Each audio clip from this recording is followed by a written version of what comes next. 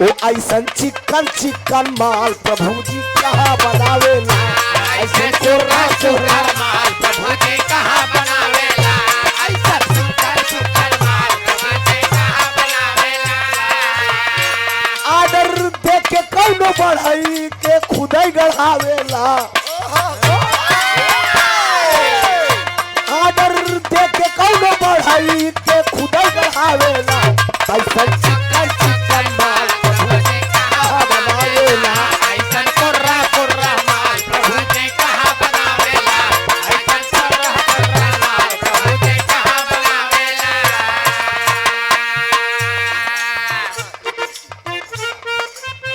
हमारे आप धर्म के भाई हैं, बहुत आज करीब 20 साल से मेरा नाता है आप लोगों से। आदरणीय पंडित जी रामपुर 33 से 4-5 दिन पहले पंडित भैया फोन करें कहना हुआ था हमारे क्षेत्र में, हम क्या हाँ बहुत प्यार दुलार आप लोगों से मिलता है, सुंदर पुष्पहार 501 रुपए का आपने आशीर्वाद दिया है, मंदिर जिंदगी शुक्रगुजार रहूंगा। आदरणीय जगदीश यादव जी आप ज्ञानपुर जौनपुर से, हाँ जिया बेटा 200 रुपया का पुरस्कार, बहुत बहुत प्रणाम, सब भैया का नमन बा। ये ऐतिहासिक धरती है, पुत्ती खलीफा कलाकारों की धरती है, कलाकारों की धरती है। स्वर्गीय पुत्ती खलीफा मिर्जापुर के बड़ा मशहूर है ना, नाम सुन रहे हम, देखे तो नहीं रहे। अब बल्ली खलीफा, बल्ली खलीफा से एक बार बिरहा हमारी कोराम हो रहा, बड़ा बतिया के बड़ा बढ़िया गावेला नार। तो स्वर्गीय रामदेव गुरु और बुल्लू गुरु में जब गाना हो तो दोनों लोगों बड़ा हिसाब से गाँव है।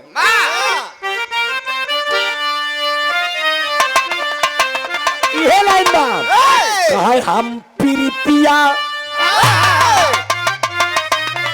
कहे ना हम प्रीतिया कहे रीतियों न जनली कि अरे जिंदगी जवान हो गई, कहे हम प्रीतिया का रीतियों न जनली कि जिंदगी जवान हो जवान हो जवान हो गई। कहे अब ही दूल्हा अब ही मुरहा, अरे अब ही दूल्हा करे चढ़ली जवनिया ई गोरिया पुरान हो गई, अब ही दूल्हा चढ़ली जवनिया ई गोरिया पुरान हो गई।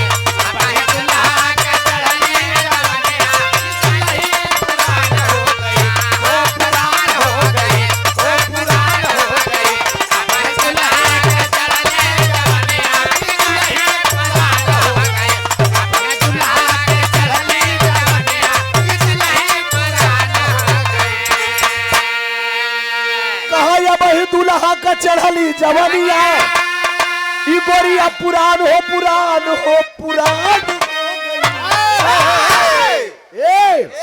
वहीं से जी पे आई के बैठली ई गोरिया उतोन हो तनी चपा रहा कमजोरी लगता तानी ढेर ले का तू। अच्छा अरे बुढ़ाई लगबे करी बाबू प्रकाश से परेशान करेंगे। हां हैदर गुरु बाबा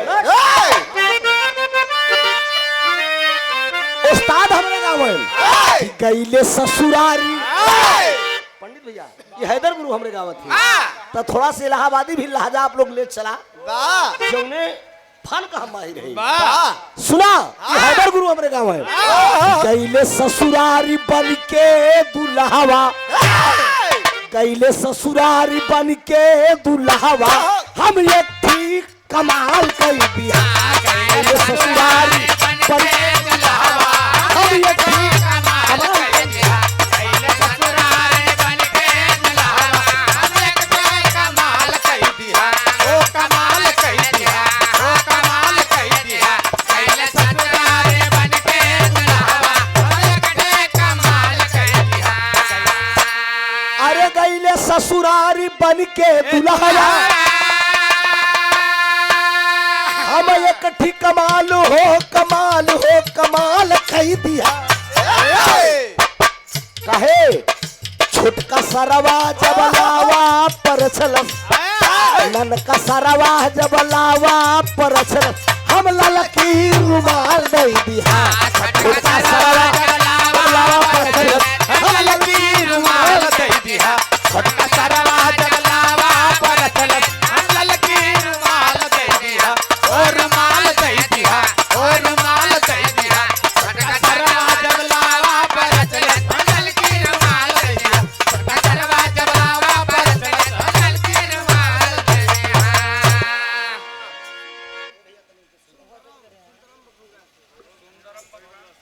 सुंदरम आप बघोड़ा से, आप बाबू की तरफ से ये सुंदर पुष्पहार 50 रुपया का पुरस्कार मुन्ना की तरफ से बहुत बहुत प्रणाम। सब भैया का नमन, आशीर्वाद की परीक्षा है।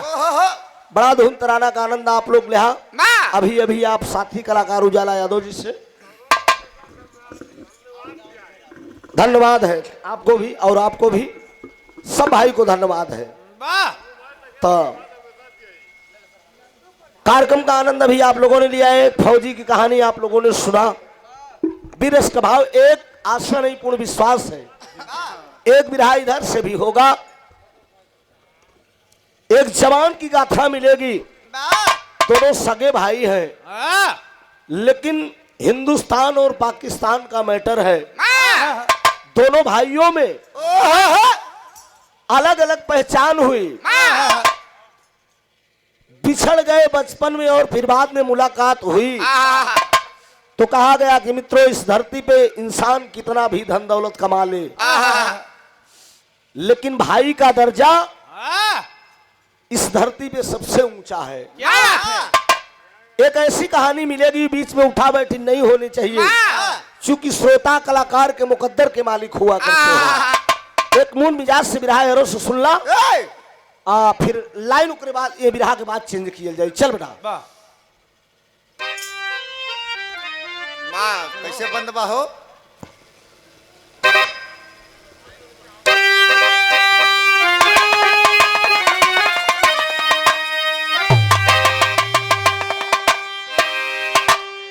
हेलो, ठीक हो? चला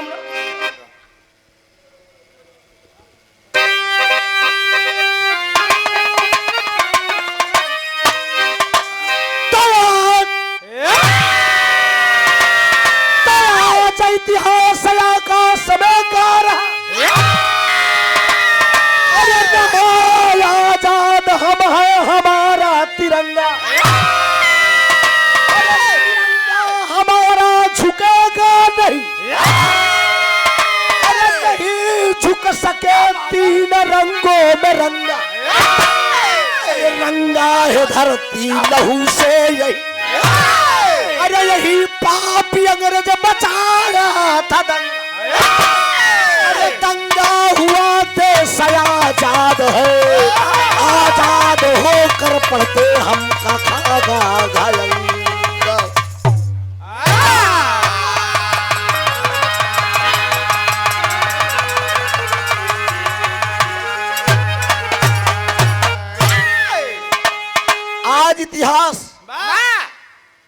आज इतिहास आकाश में गा रहा। अनुप्रास अलंकार का भाव इस मेरी भूमिका में है। जौने अक्षर से शुरू वही अक्षर से खत्म। आज इतिहास आकाश में गा रहा आजाद हम है हमारा तिरंगा। तिरंगा हमारा झुकेगा नहीं, नहीं झुक सके तीन रंगों में रंगा। रंगा है धरती लहू से यही, अरे यही पापी अंग्रेज मचाया था दंगा। दंगा हुआ देश आजाद है, आजाद होकर पढ़ते का खागा घायंगा। एक फौजी जवान की कहानी है। मेरे देश का जवान, किसान का बेटा फौजी जवान बनता है, सीमा पर लड़ते लड़ते शहीद हो जाता है। लेकिन मित्रों, आज सलाम है उन जवानों को। एक लाइन भाव दिया गया यहाँ पे।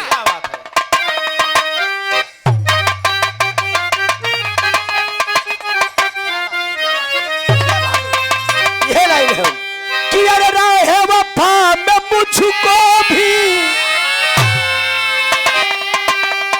अरे राहे वफा मुझको भी अरे तू आजमा के दे। अरे आशिक हूँ तेरा जाने जा, अरे आशिक हूँ तेरा जाने जा, तू अपना बना के दे।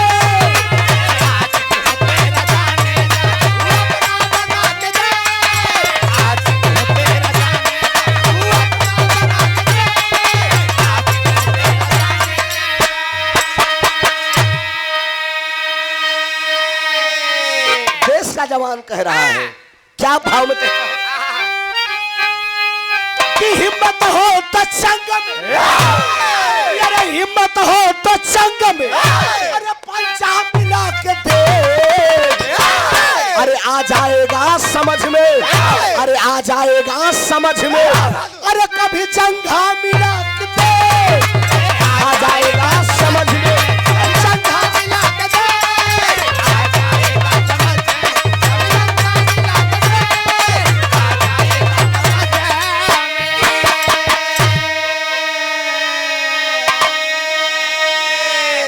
जवान जवान होता है, हिम्मत हो तो जंग में, कभी पंजा मिला के दे।